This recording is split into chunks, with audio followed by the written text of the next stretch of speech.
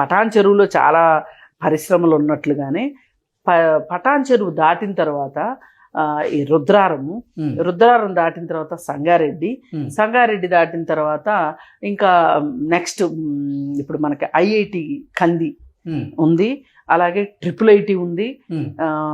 ఇంకా ముందుకెళ్తే సదాశివపేట తర్వాత జహీరాబాదు. అంటే జహీరాబాదు వరకు కూడా మనకి రియల్ ఎస్టేట్ ముందుకెళ్ళడానికి అవకాశం ఉంది. ఎందుకుంది అంటే ఇప్పుడు అక్కడ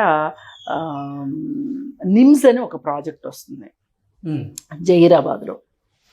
ఇప్పుడు ఎవరైనా ఈ రుద్రారం కావచ్చు, సంగారెడ్డి కావచ్చు, ఇప్పుడు ఇన్వెస్ట్మెంట్ చేసుకుంటే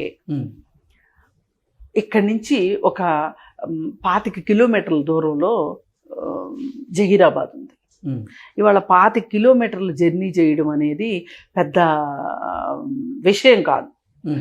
ట్రాన్స్పోర్టేషన్ బాగా పెరిగింది, అలాగే కంపెనీలు కూడా బస్సులు వేస్తాయి. ఇప్పుడు అక్కడ ఇది నేషనల్ ప్రాజెక్టు, దాదాపు 15,000 ఎకరాల్లో విస్తరిస్తుంది నిమ్స్ ప్రాజెక్ట్ అనేది. యంత్ర పరికరాలు తయారు చేసే పరిశ్రమలన్నీ స్మాల్ స్కేల్ ఇండస్ట్రీస్ మొత్తం అక్కడికి వస్తాయి అన్నమాట చాలా. అయితే దీనికి ఈ